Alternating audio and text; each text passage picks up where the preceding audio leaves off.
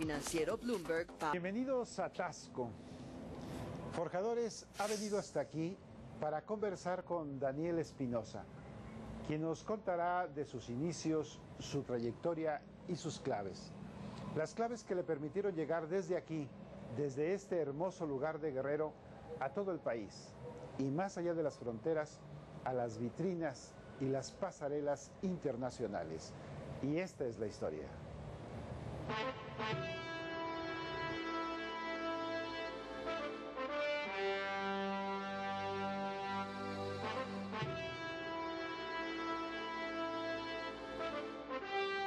Me da muchísimo gusto que estemos aquí en Tasco para poder conversar acerca de cómo fue que inicio en esta parte de la joyería. Y es precisamente aquí en donde pues tengo mis primeros recuerdos de la platería, mis primeros recuerdos de ver a los chicos en la calle con los rollos de plata que venían de los laminadores y que caminaban de un lado hacia el otro buscando el llevar ese material para poder ser finalmente forjado y convertido en joyas. Hace 40 años en donde disfruté enormemente el crecer, el estudiar la primera parte de mis estudios aquí y de poder disfrutar de la maravilla de la joyería que hoy es parte de mi vida. Viví y crecí rodeado de esta fabulosa industria de la joyería, sin embargo nunca me interesó en los primeros años como tal, hasta que a los 17 años, como rebeldes de esa edad propios, digo que jamás me voy a dedicar a esto porque es algo que he visto toda mi vida y que es algo que no me gusta y que definitivamente no voy a considerar ni siquiera. Entonces continúo estudiando y 2 años después pues cambia completamente mi visión y nuevamente decido que es algo que tengo que redescubrir y que tengo que reconocer porque hay un gran valor detrás de ello y además crecí, viví y estuve rodeado de esta fabulosa forma de crear joyas, administración de empresas. Y al mismo tiempo inicié mi negocio de manera como compra y venta de joyería, compraba y vendía un poquito de joyería de la que ya se hacía, le hacía unos pequeños cambios y la vendía mientras estudiaba en la Ciudad de México. Era joyería de Tasco, claro, pero sin un diseño todavía que fuese mío. Cuando precisamente me adentro en las posibilidades infinitas que existe de hacer estos pequeños cambios, me doy cuenta de que existe un potencial inmenso y que hay mucho por aprender y reconocer. Te estoy hablando cuando tenía 19, 20 años aproximadamente. Y decido que cuando concluya la universidad continuaré con una especialización en diseño de joyería. Estoy en Las Vegas en una exposición de joyería y descubro a este diseñador boceteando sus diseños en su stand mientras no tenía a nadie que atender. Me acerco y le pregunto dónde había aprendido a diseñar joyería. Y me dijo, pues precisamente aquí a la vuelta, a 2 pasillos, está el stand de la universidad, del Instituto Gemological Institute of America, que es donde precisamente pues estudié. Me inscribí para empezar el curso pues lo más pronto posible y ahí en Los Ángeles es donde inicio con el estudio específicamente de joyería y descubro no solamente el cómo diseñar, sino la importancia que la joyería ha tenido en la humanidad, porque la aportamos desde que tenemos los 2 pies sobre la tierra, es decir, es algo inherente al ser humano, son objetos externos que de alguna manera han servido para diferentes funciones, para ganar guerras, para agradar a los dioses, para generar buenas cosechas, para diferentes momentos del hombre durante su historia sobre la tierra. Decido que no regreso de Los Ángeles a México, sino que me voy a Italia a estudiar historia del arte. Para continuar acumulando pues de alguna manera información e ir reconociendo, porque parte importante de la escuela en Los Ángeles era en Italia, el origen en el Renacimiento de una nueva historia de joyería, Entonces la quise conocer y me inscribí en Florencia para estudiar Historia del Arte. El gobierno holandés me invitó en su momento a participar en Rotterdam en un entrenamiento muy interesante donde se unía la moda y los negocios, esta especialización con los holandeses, que la verdad fue el parteaguas completamente, porque incluso estudié actuación de negocios para entender las personalidades de cada una de las diferentes países y regiones en Europa, cómo trabajar con un inglés, cómo trabajar con un francés, con un español. Entonces abre completamente la forma en la que yo venía haciendo negocio y me permite pues tener una visión un poquito más global de cómo se hace este mismo negocio pero en diferentes países. Entonces después de Holanda, donde fueron nada más 2 meses, continué a Nueva York y en Nueva York estudio marketing de joyería específicamente.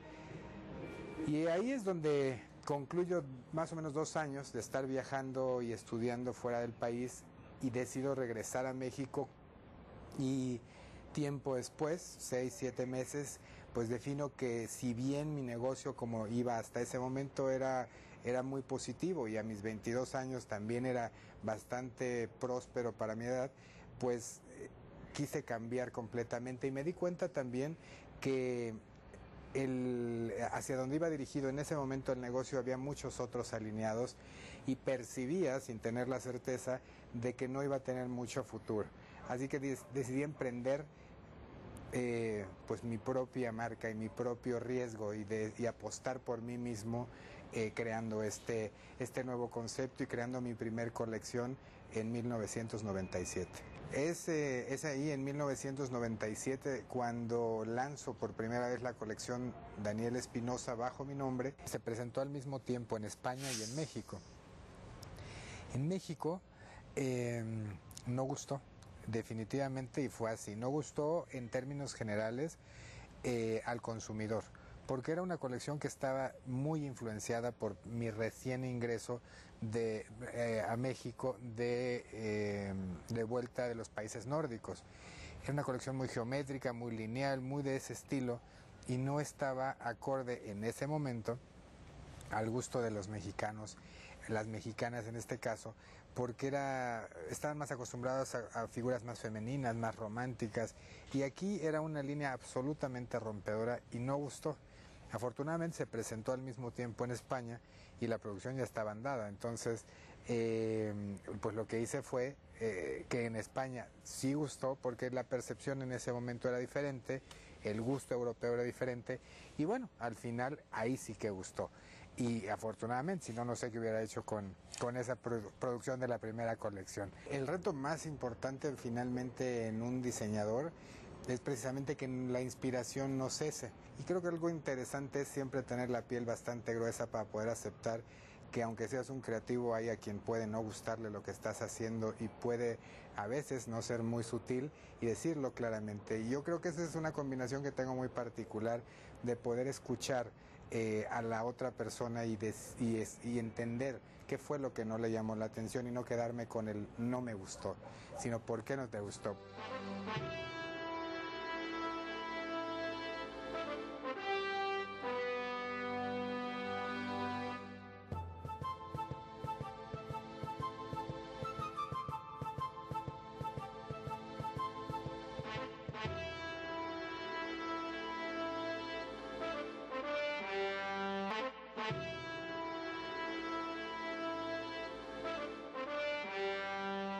Lo importante es tener claro que hagas una propuesta coherente con lo que te gusta como creativo, a llamar la atención y a gustar, pero si el resultado es contrario, bueno, pues habrá que definir cómo puedes convertirlo, esas piezas y esa joyería en algo nuevo, en una nueva colección. Algo muy interesante y que de la manera en la que empezamos es que no se hizo en la Ciudad de México, se empezó en ciudades de provincia a abrir las primeras boutiques.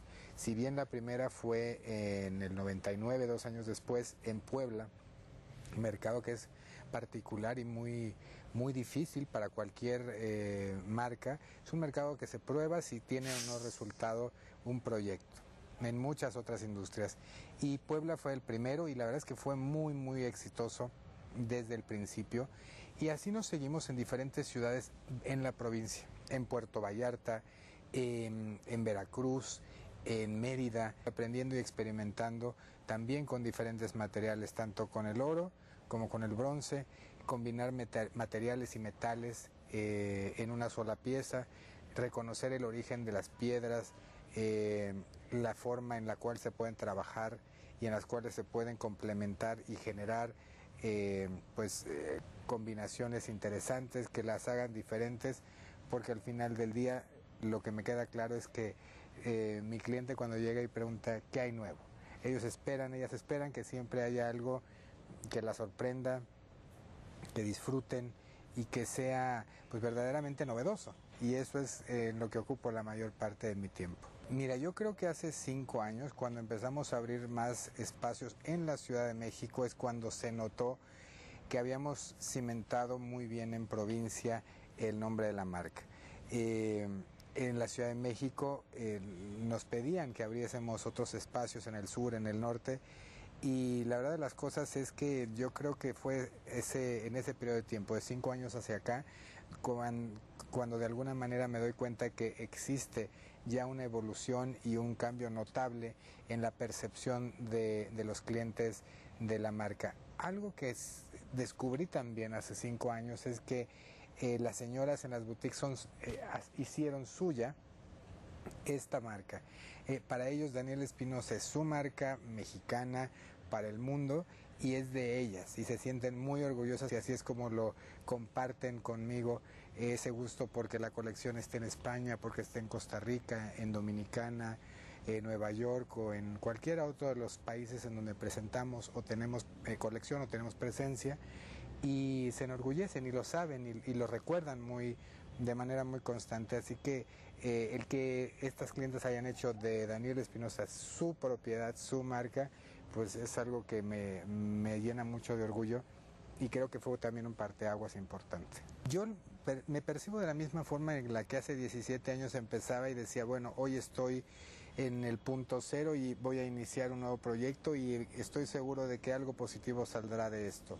No sé de qué tamaño y en cuánto tiempo, porque no lo conozco, pero hoy que ha pasado cierto tiempo me quiero sentir otra vez en el momento inicial, en donde vuelvo a tener esa pasión y ese gusto por ahora expandir hacia otros mercados, hacia otros países, hacerlo con nuevas colecciones y de forma diferente, con un poco más de experiencia, pero con el mismo impulso. Eso es lo que le pido a la vida y el que espero que continúe teniendo esa chispa y esa energía. En total son 60 puntos de venta de la boutique monomarca Daniel Espinosa, incluidas las tiendas departamentales, y como te decía anteriormente, estamos en países fuera de México, en Estados Unidos, en Costa Rica, en Dominicana, en España, y bueno, próximamente en otros puntos más del cono sur. El trabajar con celebridades es fabuloso, es muy satisfactorio el verlas a una figura pública enjollada con nuestras piezas o con los bolsos es importantísimo. Trabajar con cada estilo y cada personalidad tiene sus bemoles y tiene su forma de trabajar con cada una de ellas. Por ejemplo, cuando me piden que diseñe algo para Susan Sarandon, que diseñe algo para obsequio de Halle Berry, es estudiar cada personalidad, qué es lo que le gusta, cómo sus estilistas trabajan en su imagen y qué es lo que mejor le va desde mi perspectiva a cada una de ellas. Y hay de diferentes ámbitos. Las hay mujeres escritoras fabulosas, mexicanas o extranjeras, jóvenes o pues mujeres adultas. Es un mundo muy interesante porque la misma pieza portada por diferente mujer luce de manera completamente diferente, y ese es el reto, tanto con las celebridades como con las personas que día a día están con nosotros en las tiendas. Importantes con ese renombre que mencionas, pues obviamente una Salma Hayek, una Halle Berry, Madonna fue una de las primeras que en un espacio que tuvimos en Los Ángeles muy al principio, por ahí del 2003, adquirió 2 o 3 de las piezas. Son momentos y celebridades que cambian completamente el panorama de un diseñador. Trabajé con Nelly Furtado para crear el look de algunos de sus conciertos. Pues una de las experiencias más interesantes fue crear, por ejemplo, parte del look de la película Plan B para Jennifer López, un personaje que vivía en Manhattan y que tenía un cierto nivel económico, un estilo de vida, y el poder trabajar con los vestuaristas y crear ese look y ese diseño, pues es también una experiencia diferente y muy interesante. Yo creo que ahora tengo más libertad para diseñar porque estoy en muchos más mercados. Entonces tengo que pensar en crear para diferentes estilos y diferentes momentos de todos esos mercados. Por lo menos tenemos 4,000 piezas que han sido desarrolladas y que no han salido a los escaparates. El proceso es básicamente el día a día, la acumulación de información, la acumulación de imágenes, de texturas, lo que comentaba, de poder reunir toda esta información y 6 meses después sentarme a digerirla y a decir esto me gusta, esto lo dejo para la siguiente colección, y eso lo hago aquí en Taxco, en mi casa de Taxco, donde me tomo el tiempo para de alguna manera poder tomar esa información y definir cómo quiero la colección que saldrá el próximo año a partir de esta información que fui recapitulando más las ideas que vaya teniendo. Así que esa es la parte más divertida y la que más disfruto 2 veces al año aquí. Una vez que tengo las ideas generales, pues la presento al equipo que tengo trabajando con ellos ya muchísimos años, 10, 12 años, con los cuales puedo trabajar con los bocetos realmente bastante simples y captan muy bien la idea de los volúmenes y las combinaciones.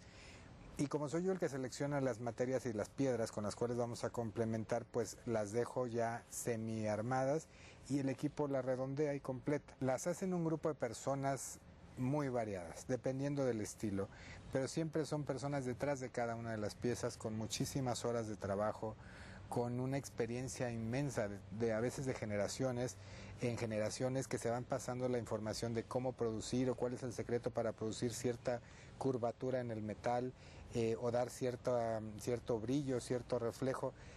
Es muy interesante el cómo cada una de estas personas tiene una técnica diferente. Todos estos artistas y artesanos son artistas en su mayoría guerrerenses, están aquí en Taxco, en los talleres. Son ellos quienes finalmente día a día calan, pulen, brillan, ensamblan y crean estas colecciones que se pueden observar en cada una de las tiendas. Son manos guerrerenses, tasqueñas, con una habilidad extraordinaria para poder crear con herramientas muy limitadas y con técnicas que han ido aprendiendo, piezas excepcionales. Nunca será un par de aretes igual al otro, aunque sea el mismo modelo, porque intervinieron diferentes personas. Entonces habrá algo pequeño, pero siempre será diferente y único. Eso lo aprecian enormemente quienes gustan de este estilo de joyería. Es desenfadado.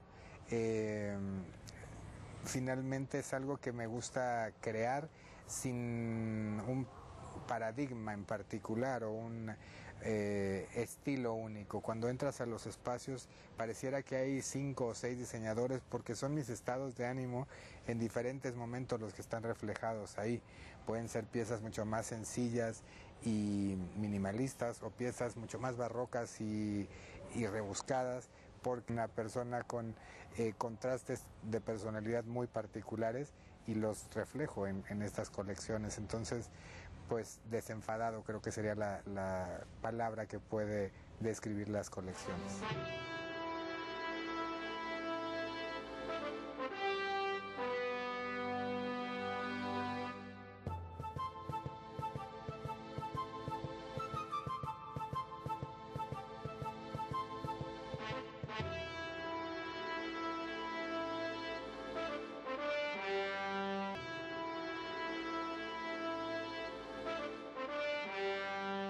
Mi Mi metal favorito sin duda es la plata, aunque precisamente pues buscándole dar esa diferenciación y particularidad, he buscado tecnologías que permitan darles tonos en amarillo, oro amarillo, en oro rosa, en rutenio negro. Estoy viendo cómo voy a conseguir el tono azul en el metal. Es darle esa variedad para poder generar ese wow en cada una de las colecciones. En Francia esto es algo muy común, se llama vermeil, y es el baño de oro sobre la plata, y tiene muchísimos años que se ha hecho. Sin embargo, en México o en los países latinoamericanos donde se lanzó en su primer momento no era común, y lo que pasó fue esto, pero ¿por qué le estás poniendo el color amarillo a...?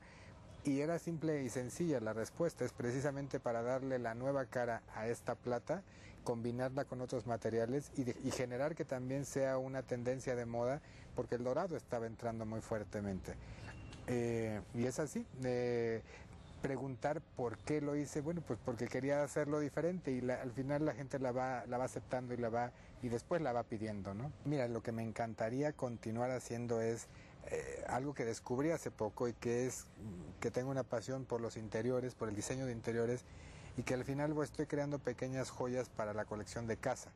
Entonces, las piezas que originalmente fueron concebidas para hacer joyería, hoy estoy llevando esa técnica para convertirla en bases, en platos base, servicio para la mesa, en fin, para darle toda una cambio y enjollar la casa ahora. Entonces me tiene muy entretenido el poder trabajar con estas nuevas posibilidades de diseño. Bueno, la creación de una joya inicia con el diseño finalmente de cada una de las piezas en boceto o en tridimensional en la computadora. Una vez que se tiene esta visión de la pieza y la impresión de la misma, se busca cuál va a ser la forma en la cual lo vamos a fabricar. Y entonces empezamos con el proceso ya específico para poder unir la plata 9999, que es la pureza más pura que existe, con un poco de cobre para que pueda tener dureza. La plata por sí misma es extremadamente maleable y muy blanda.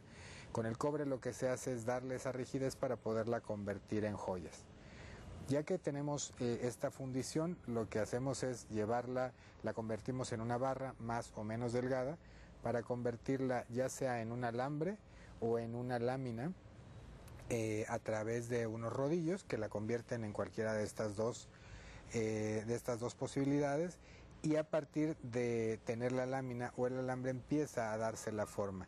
Se siluetea sobre la lámina el dibujo que se va a cortar o que se va a troquelar para darle profundidad y tridimensionalidad, y es entonces cuando ese gran expertise de los artesanos va a tomar relevancia, porque calarán una a una todas las piezas para poder tener, digamos, el positivo y el negativo de cada una de ellas, para posteriormente a través de fuego ensamblarlas y darle nuevamente una dimensión más amplia.